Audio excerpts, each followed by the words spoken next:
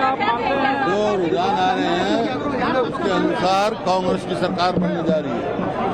रुझान बीजेपी की तरफ नजर आ रहे हैं। नहीं, वो तो अभी 2 राउंड 3 राउंड हुए हैं, वो जितने रिपोर्ट जाती है उतने सारा जो खबर आई है कांग्रेस की बहुमत आ रही है। 10 साल के बाद क्या कांग्रेस पार्टी उत्तर भारत में वापसी कर रही है? 10 साल के बाद? हाँ, 10 साल के बाद क्या कांग्रेस की सरकार बनने जा रही है।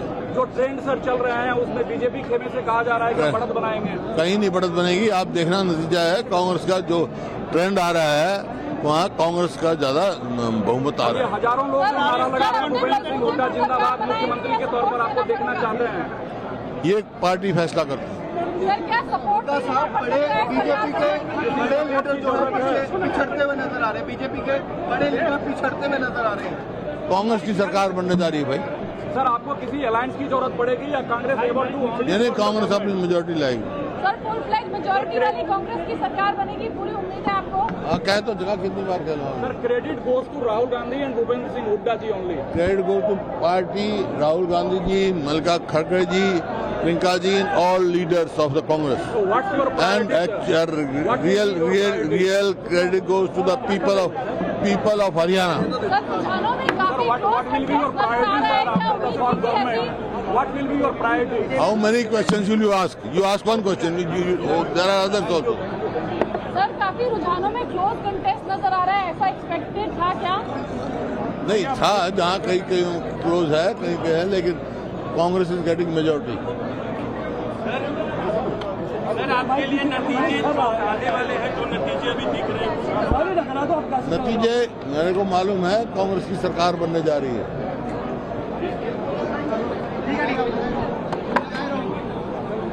अरे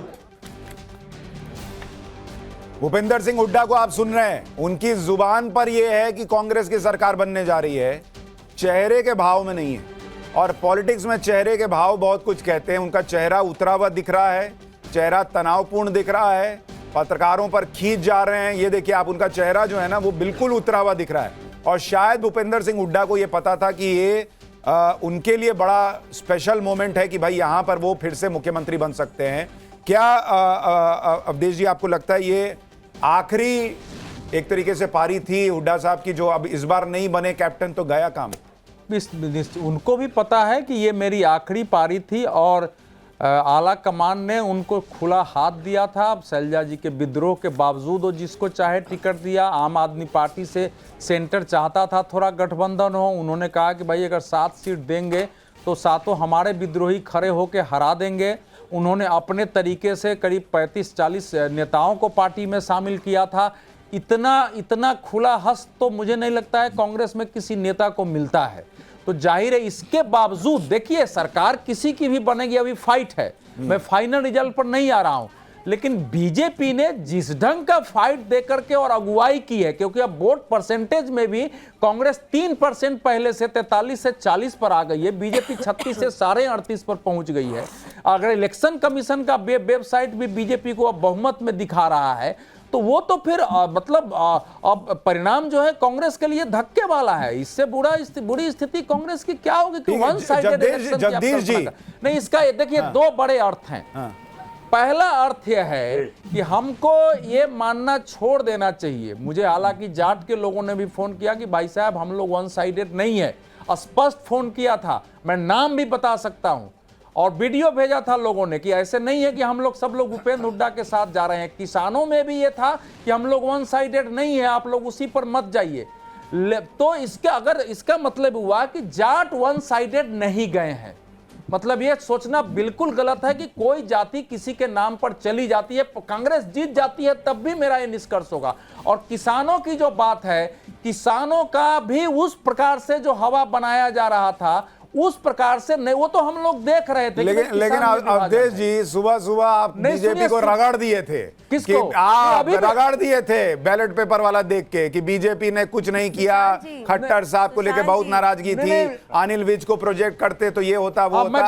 अब आप पलट गए हैं। नहीं ठीक है आप भी रिजल्ट की तरह पलट गए हैं। नहीं मेरे को भी घेर सकते हैं। नहीं उसमें कहीं दो मत नहीं है। मैं जो कहा था ना उस पर तो मेरा मत अभी भी है, वो उस पर ये नहीं है कि मैं बिल्कुल बदल गया हूं। लेकिन इस समय का विश्लेषण ये है नहीं, अब क्या हुआ है, सुबह में आप जो है आपका भी अंदर वाला बैलेट पेपर चल रहा था, अब आपके मन का ईवीएम खुला, अब आपको जाट ने फोन किया, किसान ने फोन किया, अब आप बता रहे हैं, पहले आपको नहीं बता रहे थे। कल परसों जो लोग टीवी देख रहे हैं, अब आपका मामला पलटा है। सब विषय मेरा नहीं, ठीक है, देखिए अब आकलन आदमी जैसे आंकड़े आएंगे उसी के हिसाब से करेगा, उस समय करते हैं। बीजेपी के बारे में अभी भी यही धारणा है मेरी। वो ठीक है, नहीं है, ठीक है, लेकिन एक मिनट जगदीश जी, क्या एक मिनट, हाँ चारू जी, एक मिनट आ रहा हूँ, एक मिनट, अच्छा ठीक है, बोलिए चारू जी, बोलिए। जी, तो मैं पहले तो एक बात और बोलना चाहती हूँ। देखिए, भारतीय जनता पार्टी जहाँ पर भी सरकार में होती है वहाँ पर एंटी इनकम्बेंसी नहीं आती, प्रो इनकम्बेंसी आती है। मध्य प्रदेश का भी आप उदाहरण लेके देख सकते हैं और अब हरियाणा का भी उदाहरण लेके देख सकते हैं। दूसरी बात, जो कांग्रेस की जातीय राजनीति के लिए एक बहुत ही मैसिव पुश चल रहा है ना आजकल नेशनली, ये जनता का उसको जवाब है। आप हमेशा समाज को ऐसे विभाजन करके, ऐसे सेक्शंस में करके जो आप देखते हैं ना, जाट आपसे नाराज है, दलित आपसे नाराज हैं, ये सारी बातें आप करना छोड़ दीजिए, क्योंकि अब भारत को इसकी जरूरत नहीं है। सबका साथ सबका विकास का समय आ गया है। ठीक है, जगदीश जी पे नहीं जीते जाते, अगली बार जगदीश जी, मेरा प्रश्न ये है कि देखिए अभी के हिसाब से चलते हैं, हो सकता है ये आंकड़े पलट जाएं, लेकिन अगर बीजेपी की अभी सरकार बनती दिख रही है, तो क्या ये मैंडेट है कि किसान भी बीजेपी के साथ है? क्या ये मैंडेट है कि अग्निवीर पर लोग बीजेपी के साथ है, अग्निवीर हरियाणा को पसंद है?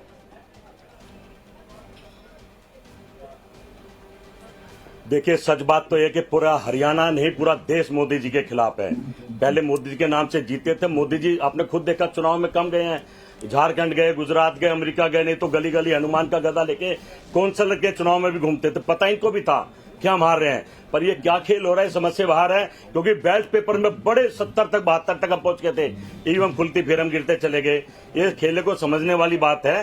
भारतीय जनता पार्टी ने चुनाव महाराष्ट्र को साथ नहीं लिया, ये कोई कारण हो सकता भाई हम जीत के जाए, मोदी जी कभी हार के नहीं जाते हैं। सही मायने में अगर हरियाणा में कांग्रेस पार्टी हारती है तो पूरे हरियाणा की हार है, महिला की, मजदूर की, दलित की, हर आदमी की हार है। हर आदमी कांग्रेस के साथ और हुड्डा राहुल गांधी के साथ है। ये परिणाम किसी को समर्पित नहीं होंगे, कोई हजम नहीं करेगा। अभी मैं सुबह से मीडिया में हूं, हर आदमी पहले ही बधाई दे रहा था, 4 दिन पहले तो बीजेपी वाले भी बधाई दे रहे थे। अचानक इस तरह के परिणाम जैसे ईवीएम खुली है आ रहे हैं। सोच और समझने वाली बात है। ये 10 साल में चल क्या रहा है देश में कि लोकतंत्र का हत्या हो रही है, सरेआमी हो रही है। मैं कह रहा हूं 70 से ज्यादा कांग्रेस की सीट होनी चाहिए और यहाँ बिल्कुल गिरते जा रहे हैं। और बैलेट पेपर में हम 70 भी पार कर रहे थे। सवाल बहुत बड़ा है, इस पर सोचना समझना पड़ेगा। ईवीएम से हमें सुनते अलग रही है, झगड़ा करते रहे। मैं तो सुशांत ये चुनाव हार, लेकिन अब जगदीश भाई, लेकिन मैं आपको सच बता रहा हूं, पब्लिक से हम लोग भी बात करते हैं। पब्लिक 3 वर्ड जो है ना कांग्रेस के नेताओं के मुंह से सुन के बोर हो गई है, अडानी, अंबानी और ईवीएम। ये 3 सुन के लोग पक गए सर। ये छोड़ दीजिए इसको। हाँ, मैंने चुनाव जहां जीतेंगे वहां पर आपका ईवीएम अभी आप कश्मीर में आपका गठबंधन 48 है, इस बात को समझ लीजिए आप। नहीं जगदीश भाई, कश्मीर में आपका गठबंधन 48 है, तो वहां लोकतंत्र की हत्या नहीं हो रही है। तो लोकतंत्र ईवीएम की जीत है, लोकतंत्र की हार है। अरे पर सर ईवीएम कश्मीर में ठीक काम कर रहा है, हरियाणा में गड़बड़ हो गया सर। अखिलेश जी ने कहा, जगदीश जी, ईवीएम कश्मीर में ठीक है, वहां आपकी 47 सीटें हैं। ये तो खेला करिए, कश्मीर में बीजेपी है कहाँ?